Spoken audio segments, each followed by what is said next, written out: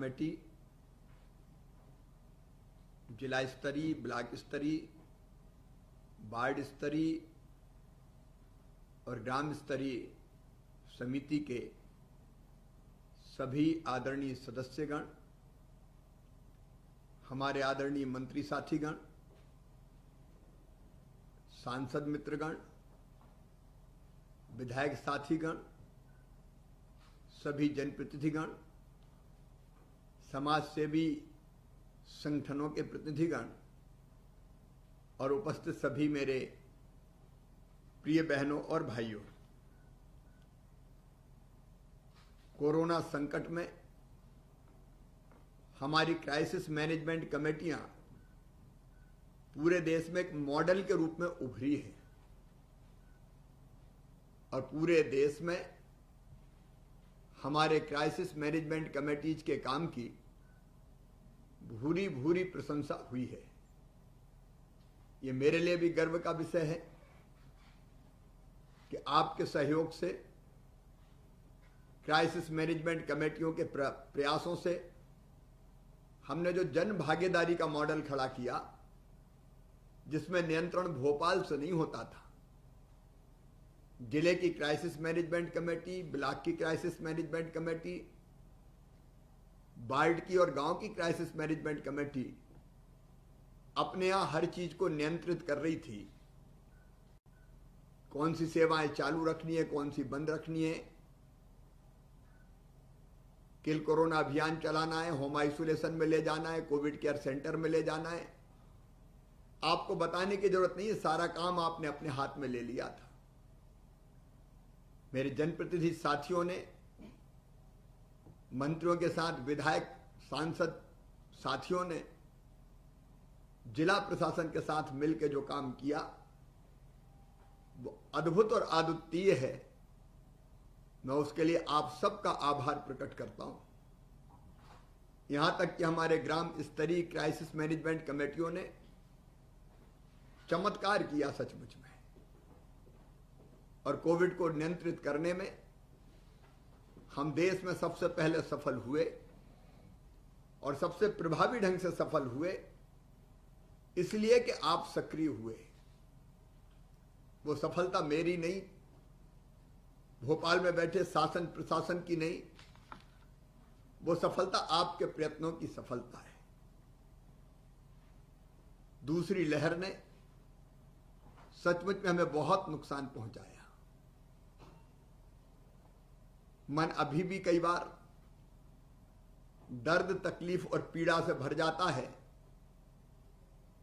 जब उनकी याद आती जिन्हें हमने खो दिया। जिंदगियां गई, तकलीफों का सामना करना पड़ा, लेकिन हम लोग मुकाबला करते रहे और मुकाबला करने के बाद आज अगर सुखद स्थिति में है तो आप सबके परिश्रम के कारण है।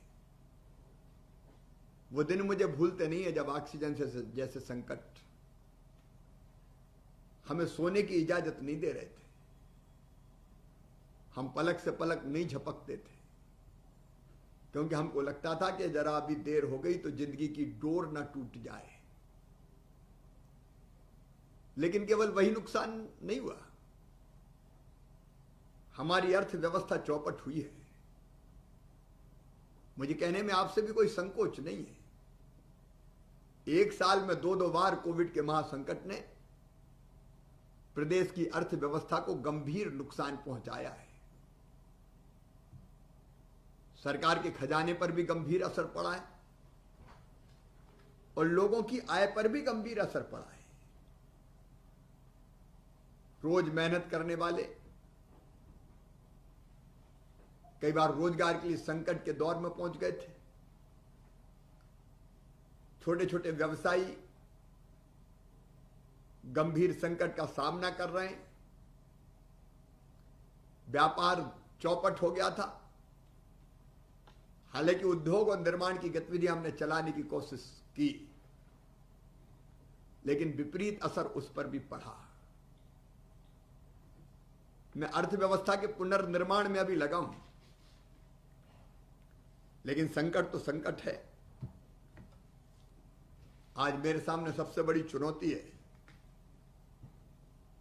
सबसे बड़ी चुनौती कि रोजगार के अवसरों को कैसे बढ़ाया जाए। मेरे मंत्री बैठे हैं, प्रशासन के मित्र बैठे हैं, मेरे आदरणीय विधायक साथी बैठे हैं, सांसद मित्र भी हैं। हम अर्थव्यवस्था को पुनः खड़ा करने में कोई कसर नहीं छोड़ेंगे, क्योंकि अर्थ से ही बाकी चीजें संभव है। आर्थिक संकट होते हुए भी हमारी कोशिश ये रहेगी कि हम निर्माण के कामों के लिए धन की व्यवस्था करें, क्योंकि काम अगर चलते हैं तो रोजगार के अवसरों की वृद्धि होती है, रोजी और रोटी भी लोगों की चलती है। मुझे अपनी जनता की, चाहे वो गरीब हो, निम्न मध्यम वर्गीय हो, मध्यम वर्गीय हो, उनकी जिंदगी की गाड़ी को फिर से पटरी पर लाना है। और मैं आपको विश्वास दिलाता हूं, अपनी टीम के साथ हम परिश्रम की पराकाष्ठा और प्रयत्नों की परिसीमा करेंगे। और बहुत जल्दी हमारा प्रयास रहेगा कि हम अर्थव्यवस्था को पटरी पर लेकर आ पाए। लेकिन दिक्कत तो है, इसमें कोई संदेह नहीं। कई बार ये लग सकता है, हमने कोशिश की कोरोना काल में, गरीबों के खाते में पैसा डले, किसानों को कोई दिक्कत ना होने दें, सारे प्रयास किए। मैं दोहराना नहीं चाहता। जो अलग अलग कमजोर वर्ग के भाई और बहन थे, उनके खाते में भी पैसा डालने का क्रम हमने जारी रखा। कठिनाई और कष्ट बहुत थे, लेकिन उसमें से भी हमने रास्ता निकालने की लगातार कोशिश की है। और आज भी कोई कोशिश हम नहीं छोड़ेंगे। मैंने सभी विभागों को निर्देश दिए और मैं लगातार प्रयत्न कर रहा हूं कि कैसे रोजगार के अवसर बढ़े। हमारी कोशिश होगी हर महीने लगभग 1 लाख रोजगार के अवसर, जो हर एक क्षेत्र में होंगे, हर एक सेक्टर में होंगे, चाहे वो सेल्फ हेल्प ग्रुप के माध्यम से हो, स्ट्रीट वेंडर योजना के माध्यम से हो, ऋण दिला के हम कामकाज खड़े कर पाए, चाहे निर्माण के कामों में रोजगार के अवसरों का सृजन करके हो। अलग अलग जितने माध्यम हो सकते हैं, हम तेजी से निवेश आकर्षित कर रहे हैं। लगातार मेरी कोशिश है कि छोटा बड़ा इन्वेस्टमेंट मध्य प्रदेश की धरती पर आए। छोटी छोटी लघु और कुटीर उद्योग भी लगे, एमएसएमईज भी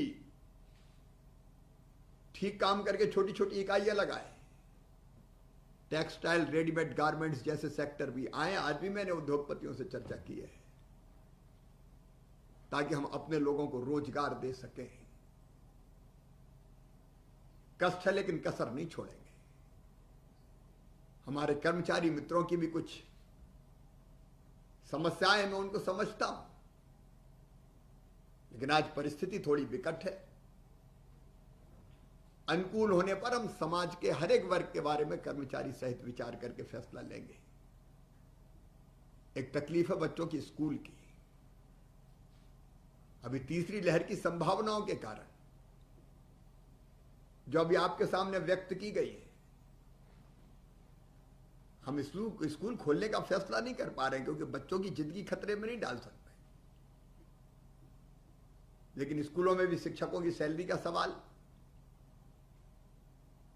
विशेषकर प्राइवेट सेक्टर में, और दूसरे पालकों की दिक्कत का भी सवाल है। अब मुझे जगह जगह पालक कहते हैं कि पढ़ाई हो नहीं रही, लेकिन फीस बढ़ा दी गई है। हमने पिछले साल तय किया था, वो फैसला कलेक्टर जरा कड़ाई के साथ इंप्लीमेंट करवाए। ट्यूशन फीस के अलावा और कोई वसूली बच्चों से, पालकों से नहीं होगी, और ट्यूशन फीस भी पिछले साल से इस साल बढ़ाई नहीं जा सकेगी किसी भी कीमत पर। ये मेरे साफ और स्पष्ट निर्देश है। तीसरे लहर की संभावनाएं जैसे ही हम समाप्त करेंगे, हम स्कूल खोलने की दिशा में आगे बढ़ेंगे। लेकिन आज सबसे बड़ी जो हमारी चिंता है कि हम तीसरी लहर को ना आने दें। अभी आपके सामने एक प्रेजेंटेशन हुआ। अच्छा, मैं वैसे भी देख रहा हूं, आज इनने बताया कि भोपाल में कम भीड़ निकल रही, लेकिन वल्लभ भवन के बाहर जो बाजार लगता है उसमें 600 से ज्यादा लोग थे और 70% के चेहरे पर मास्क नहीं है। जगह जगह भीड़ निकल पड़ी है और इसलिए मुझे चिंता हुई। मैं आज आपसे बात कर रहा हूं कि अगर बिना मास्क की भीड़ निकली तो हम तीसरी लहर को निमंत्रण देने का काम करेंगे। ये दुनिया के कई देशों में आ रही है। आप रोज अखबार पढ़ते हैं, टेलीविजन पे देखते हैं। आप कल्पना कीजिए। देखो, मैं नहीं चाहता कोई काम धंधा रुके, चालू रहे, बाजार खुले रहें, लेकिन सावधानी तो रखें हम। आखिर मास्क लगाने में दिक्कत क्या है? जनता सचमुच में कई बार लगता है कि तकलीफ खत्म होने के बाद मनुष्य का स्वभाव भूल जाते हैं कि पहले क्या हुआ था। और इसलिए मैं आज आपसे निवेदन करने आपके सामने बैठा हूं। क्राइसिस मैनेजमेंट कमेटी का काम खत्म नहीं हुआ। क्राइसिस मैनेजमेंट कमेटियां हैं अस्तित्व में, और मैं आपको सक्रिय रखूंगा हर हालत में। आपके साथ मैं मिलकर सक्रिय रहूंगा ताकि हम ऐसी परिस्थिति ना बनने दें। आखिर जनता को कौन समझाएगा? मैं भी समझाऊंगा, आप भी समझाएं। गांव में कौन टोकेगा मुझे बताइए। शहर में भीड़ अगर निकले बिना मास्क की तो क्या टोकना अकेला मेरा काम है? क्या आपकी जवाबदारी नहीं है? ये पूरी क्राइसिस मैनेजमेंट कमेटी और समाज के जागरूक भाई और बहनों का दायित्व है। हम कितने बड़े संकट से निकले, जरा कल्पना तो कीजिए। क्या उसको हम फिर निमंत्रण देंगे?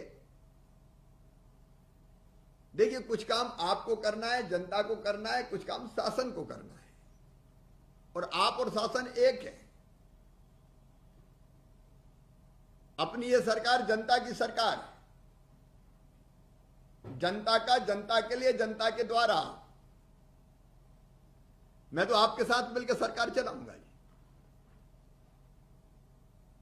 और इसलिए कुछ चीजें तो सरकार कर रही है जो अभी आकाश त्रिपाठी ने आपके सामने प्रस्तुत की। पिछले बार की सेकंड लहर में अभी आकाश बता रहे थे तो उन्हें सरकारी सेक्टर की जानकारी आपको दी। हमने प्राइवेट सेक्टर को भी साथ मिलकर जो कोशिश की है कि हम कुल मिला के 75,000 बिस्तर अस्पतालों में तैयार रखेंगे, और हर जगह तैयारी जारी है। अस्पतालों में ऑक्सीजन लाइन बिछ रही है, बेड बन रहे हैं, बच्चों के वार्ड बनाए जा रहे हैं, बच्चों के बिस्तर अलग रहेंगे, उनके लिए आवश्यक सभी व्यवस्थाएं की जा रही है। मैं विशेषकर क्राइसिस मैनेजमेंट जो हमारी कमेटियां हैं जिले की, उनसे आग्रह करूंगा कि आप जाके अस्पतालों का निरीक्षण कीजिए। कलेक्टर इस बात की चिंता करेंगे, क्राइसिस मैनेजमेंट कमेटी भी व्यवस्थाएं देख लें, इंतजाम देख लें। उसमें हमारे सारे आदरणीय जनप्रतिनिधि हैं, उनको देखना है।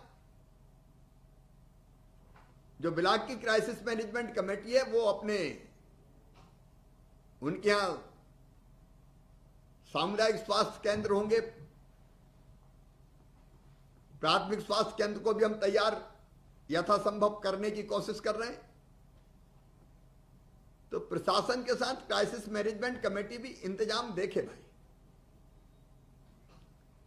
75,000 बिस्तर हो जाए, बच्चों के आईसीयू बेड्स बना रहे हैं। अभी मैं कुछ जिलों में दौरा करके आया हूं, कुछ में जा रहा हूं मैं,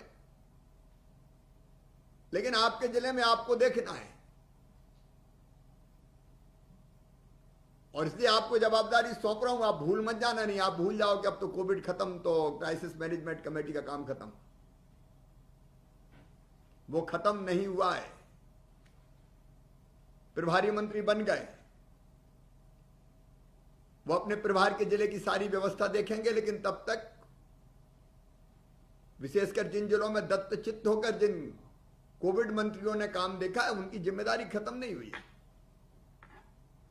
इस टीम के साथ मिलके उनका सहयोग अपेक्षित है, क्योंकि अधिकांश स्थानीय मंत्री उसमें थे। और इसलिए एक तरफ इलाज का इंतजाम, दवाई के बारे में भी बताया, रेमडेसिविर का स्टॉक हमने पहले ही से कर लिया है। जरूरी दवाइयां हम इकट्ठी करके रख रहे हैं। रेट कॉन्ट्रैक्ट का मतलब यह है कि जिस दिन हमें जरूरत पड़ेगी उस दिन और खत्म होने के पहले ही दवाई बुलवा लेंगे। उस इंतजाम में हम लगे। ऑक्सीजन प्लांट क्रियाशील हो रहे हैं। अतिरिक्त ऑक्सीजन जितनी जरूरत पड़ेगी उसको भी टाई अप कर रहे हैं। टैंकर हमारे पास उपलब्ध रहे, इसलिए हम किराए पे भी अनुबंधित कर रहे हैं कि अगर जरूरत पड़ी तो तुम्हारे टैंकर हम लेंगे। क्योंकि पिछली बार टैंकर की भी बहुत दिक्कत हुई थी। ऑक्सीजन है तो टैंकर में लानी पड़ती बाहर से। ऑक्सीजन के भंडार करने के लिए भी जो भंडारण का टैंकर आते हैं वो भी अस्पतालों में लगाए जा रहे हैं।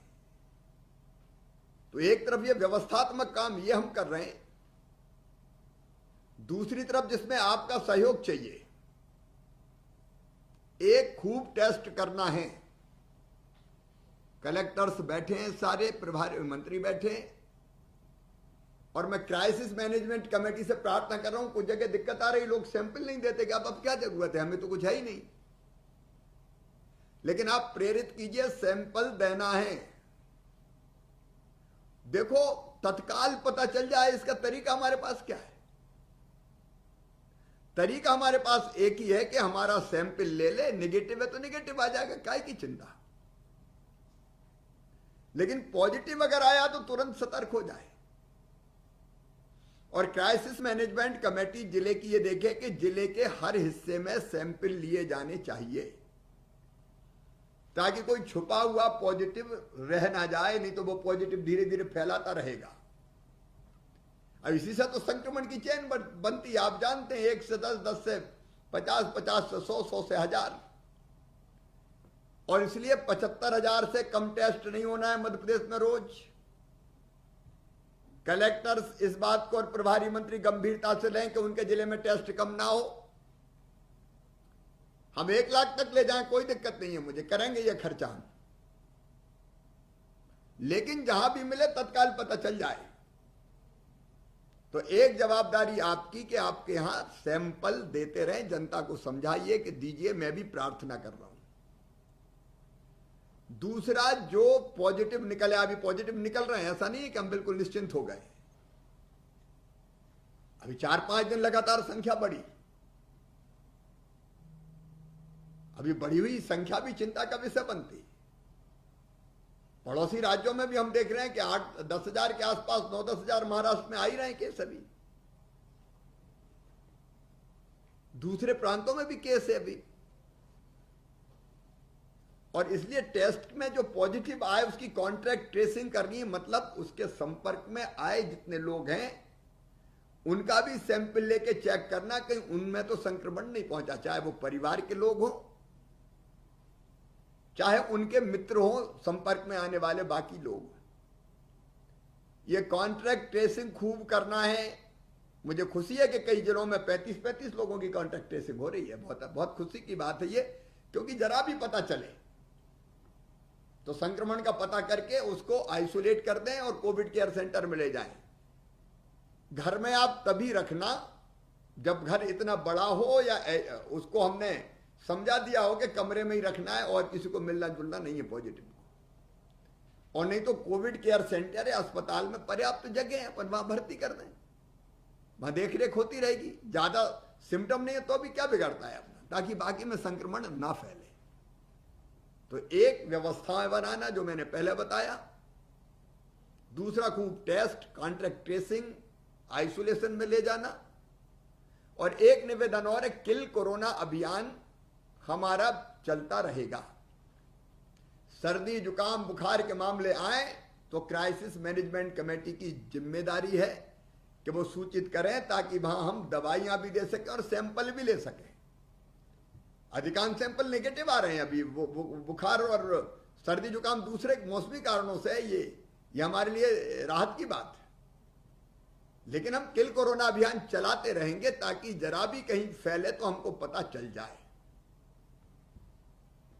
तो ये काम करते रहेंगे। और इसके बाद एक जरूरी काम है वैक्सीनेशन, टीकाकरण। मुझे खुशी है कि प्रदेश जग गया है, टीका लगवाने में अब कहीं आनाकानी नहीं कर रहे हैं लोग। ये बात सही है कि उत्पादन की सीमा है, इसलिए डोजेज हमको अभी जितनी आवश्यकता है, अभी हमारा आवंटन जो हुआ है वो लगभग 57-58 लाख का हुआ है जुलाई के महीने में। अगस्त के महीने में संख्या और बढ़ेगी। तो हमारी कोशिश है कि अच्छा, कलेक्टर्स इस बात का ध्यान रखें विभाग के साथ मिलके कि अनएक्सपेक्टेड भीड़ इसके लिए भी ना आए वैक्सीनेशन के लिए। आप व्यवस्था बनाइए, जितनी वैक्सीन आपके पास उपलब्ध है उतने लोग ही आए। ऑफलाइन रजिस्ट्रेशन भी अगर हम करते हैं तो उतने लोगों को ही बुलाएं जितनों के लिए वैक्सीन है, ताकि अनावश्यक भीड़ इकट्ठी ना हो। आएगी सबके लिए। मैंने कहा कि 57-58 लाख इस महीने में लगाएंगे जुलाई में, अगस्त में हमें ज्यादा वैक्सीन मिलेगी, और फर्स्ट डोज के साथ साथ सेकेंड डोज भी ना भूलें। कई जिलों ने बहुत अच्छा काम किया, मैं उनको बधाई देता हूं। 10 का जो हमारे पास वो रहता है, क्या वाइल बोलते, क्या वाइल, 10 के वॉयल में वास्तव में 11 की दवाई रहती है। तो कई जिलों ने यह किया है कि 10 नहीं लगाई, 11 को लगा दी। उतनी मात्रा रहती है, उसमें थोड़ा एक्स्ट्रा रहती है। तो 10 में 11 का वैक्सीनेशन कर दिया, दवाई पर्याप्त गई अंदर। इस प्रयोग को हम बाकी जगह भी कर सकते हैं ताकि ज्यादा लोगों को वैक्सीन लगाई जा सके। हम लगातार भारत सरकार के संपर्क में हैं। एक निवेदन और है जिले के क्राइसिस मैनेजमेंट कमेटी से, मंत्रीगण, सांसदगण, विधायकगण, अब प्राइवेट अस्पतालों से बात कीजिए। 25% कोटा उनके लिए रिजर्व किया भारत सरकार ने, जो खरीद के लगाई जाएगी। तो जो सक्षम लोग हैं, कारखाने के मालिक है, अपने जितने कर्मचारी हैं उनको लगवाएं वो प्राइवेट अस्पताल में, क्या दिक्कत है। तो जो लोग लगवा सकते हैं वो खुद भी लगवाएं और बाकी को भी लगवाएं, उनकी ड्यूटी है। ये हमने यहां से भी मैसेज किया है। तो उसमें हमारा ये 25% जो प्राइवेट सेक्टर का, उसको भी हम उपयोग कर पाएंगे। तो हमारी कोशिश ये हो कि हम ढंग से वैक्सीनेशन करके अपनी जनसंख्या को सुरक्षित कर लें, सुरक्षा कवच दे दें। और इन सब कामों में क्राइसिस मैनेजमेंट कमेटी को जुटना ही पड़ेगा। तो ये काम आपको करना है। आज ये निवेदन करने मैंने आपको कष्ट दिया है। गांव की क्राइसिस मैनेजमेंट कमेटी भी सुन रही है, जो नहीं होंगे उनको सुना देना, टीवी के माध्यम से सुन लें। पूरी जिम्मेदारी मिलकर निभाना है साथ। मैं तो आपका साथी हूं, सरकार आपकी है, मैं आपके साथ मिलकर चलाऊंगा। और एक बात और, क्राइसिस मैनेजमेंट कमेटियों को राशन के वितरण का काम की निगरानी करनी है। सुन लीजिए आप, गांव में राशन की दुकानें आप देखो, कलेक्टर सुनिश्चित कर लें, क्राइसिस मैनेजमेंट कमेटी का अधिकार है कि वो चेक करें वो गांव से लोग निकालें, राशन वितरण की व्यवस्था करवाएं। और राशन वितरण भी आपको पता है, प्रधानमंत्री जी की गरीब कल्याण योजना के अंतर्गत 5 किलो प्रति व्यक्ति, और हमारे राज्य शासन की योजना के अंतर्गत 5 किलो मतलब प्रति व्यक्ति 10 किलो जाना है। तो ये कहीं ये घांधा ना हो जाए कि 10 किलो की बजाय 5 ही किलो पकड़ा दें। ये कौन चेक करेगा? मैं तो कर रहा हूं, यहां से कोशिश करता हूं, विभाग करता है। लेकिन वहां क्राइसिस मैनेजमेंट कमेटी देखे, हमारे विधायक मित्र जाए, कुछ गांव चेक करें, ठीक बट रहा है नहीं बट रहा। अभी 5-5 किलो दे रहे हैं, 5 किलो और इस बार देंगे एक विशेष बैग में जिसमें प्रधानमंत्री जी का भी फोटो होगा। वो 25 के आसपास डेट तय होगी, उस समय बांटेंगे। और फिर हर महीने ये 10 किलो जाएगा। तो जितनी निगरानी सांसद जी विधायकगण कर सकते हैं वो करें, जरूर करें, उनकी ड्यूटी है। और बाकी चीजें क्राइसिस मैनेजमेंट कमेटी संभाले, अपनी जनता अपना राशन। तो भैया सब मिलजुल के देखो यार, और गड़बड़ हो तो बताओ, गड़बड़ करने वालों को मैं ठीक करूंगा। तो हम सबको ही मिलकर देखना है। फिर भीड़ को नियंत्रित करने का काम भी क्राइसिस मैनेजमेंट कमेटी को ही करना है। समझाना बुझाना, बाजार में निकल जाए, चेहरे पर मास्क नहीं लगा तो हमारे साथी जनप्रतिनिधिगण वहां आग्रह करें मास्क लगवाएं कि भैया पूरा मास्क लगाओ। क्योंकि ये सावधानी नहीं बरती तो दिक्कत हो जाएगी। और प्रशासन भी इसकी चिंता करे कि लोग मास्क लगाएं, उसके लिए अवेयर करते रहे। मैं विधायक साथियों से निवेदन करना चाहता हूं, सांसद साथियों से भी, कि आप अपने क्षेत्र में कभी गाड़ी पे खड़े होकर मास्क लगा के निकल पड़े और देखें कि सबने मास्क लगाए कि नहीं, समझाएं, आग्रह करें उनसे। हर जगह आप नहीं पहुंच सकते तो आपकी आवाज में मैसेज रिकॉर्ड करके गांव गांव बजवाएं कि मैं डॉक्टर सीताशरण शर्मा बोल रहा हूं, बहनों और भाइयों आपसे अपील है कि मास्क लगाए रखिए, दूरी बनाए रखिए, ज्यादा भीड़ में मत निकलिए। मैंने डॉक्टर साहब का तो नाम लिया, लेकिन मैं सबसे आग्रह कर रहा हूं, तो उदाहरण के लिए लिया। ये सबको करना पड़ेगा हमको, क्योंकि हमारी जवाबदारी हम लोगों को अवेयर करें। और इसलिए निकल निकल के हमको अलग अलग तरीके हो सकते हैं। वॉइस, आपका वॉइस मैसेज जा सकते हैं, नगर निगम नगर पालिका की गाड़ी में आपकी आवाज रिकॉर्ड करके घूमे, कभी कभी आप निकल पड़े तो लोग अवेयर रहेंगे, मतलब सावधान रहेंगे। वो सावधान रखना जरूरी है। और एक हम सब मिलकर तय करें, भीड़ भरे कोई कार्यक्रम नहीं होंगे।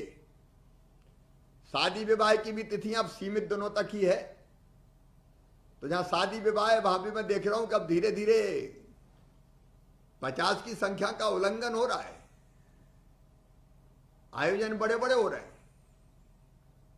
ये बड़े आयोजन संकट का कारण बन सकते हैं। हालांकि अब जल्दी देव सो जाएंगे, तारीख मुझे अभी ध्यान नहीं आ रही, 20 के आसपास तक शायद जुलाई में।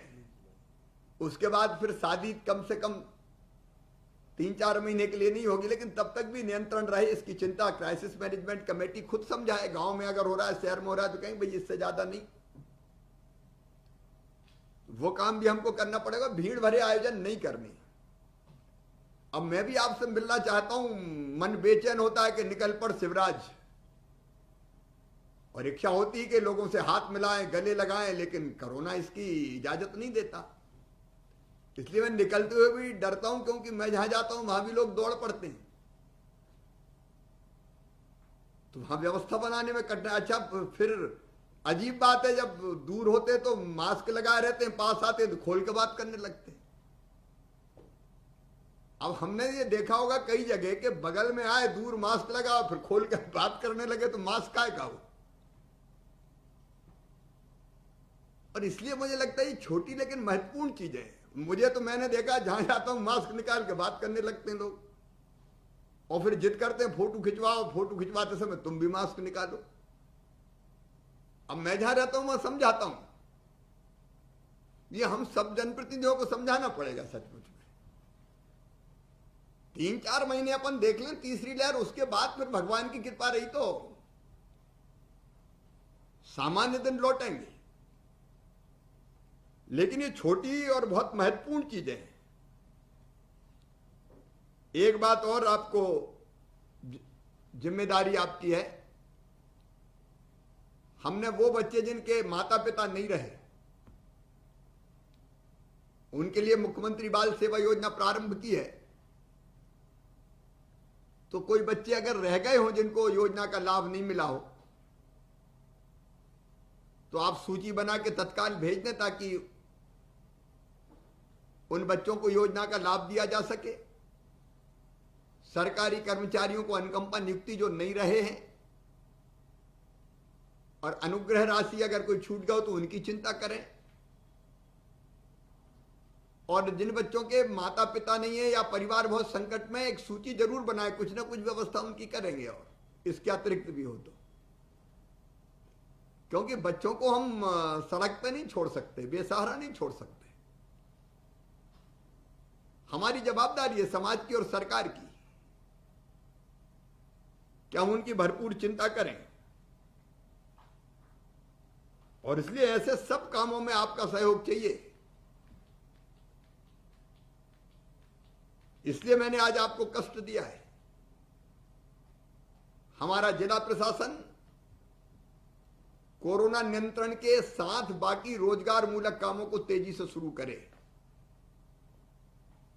अब बहुत दिन से वो कलेक्टर कमिश्नर एसपी कॉन्फ्रेंस मैंने नहीं की क्योंकि कोरोना था। अगले महीने करूंगा मैं, उसका एजेंडा आपको भेजा जा रहा है। अब हमको कोरोना के संक्रमण को नियंत्रित करने की गतिविधियां भी चलानी, लेकिन उसके साथ साथ रेगुलर गतिविधियां भी तेजी से प्रारंभ करनी है। रोजगार मूलक योजनाएं, चाहे वो स्ट्रीट वेंडर वाला मामला हो, चाहे महिला सेल्फ हेल्प ग्रुप का हो, रोजगार के बाकी साधन देना हो नौजवानों को, निर्माण के सारे काम उनको प्रारंभ करने की कोशिश करनी है। और उसके साथ साथ एसपीज और वो सब कानून और व्यवस्था अब फोकस कर लो। कानून और व्यवस्था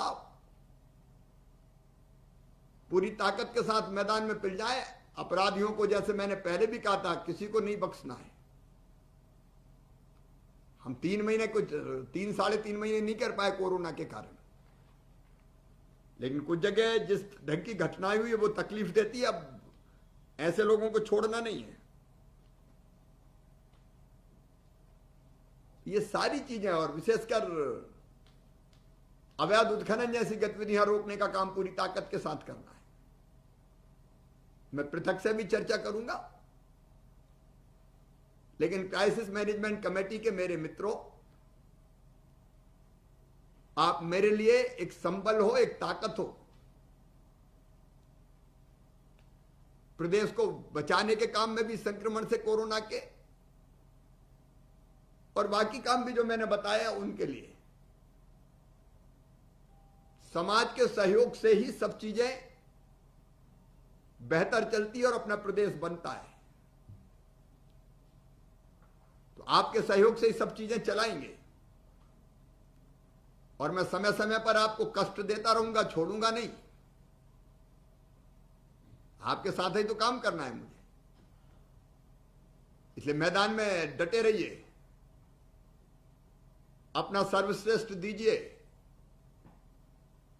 व्यवस्थाएं बनाइए, आर्थिक गतिविधियां भी चलाइए।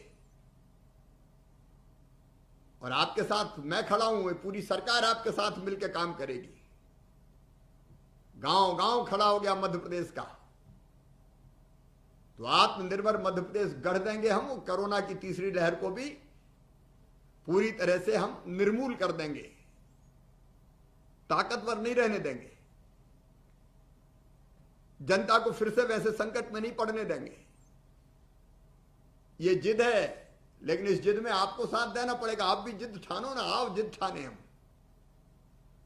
नहीं आने देंगे कोरोना की वैसी लहर, सारी सावधानी रखेंगे।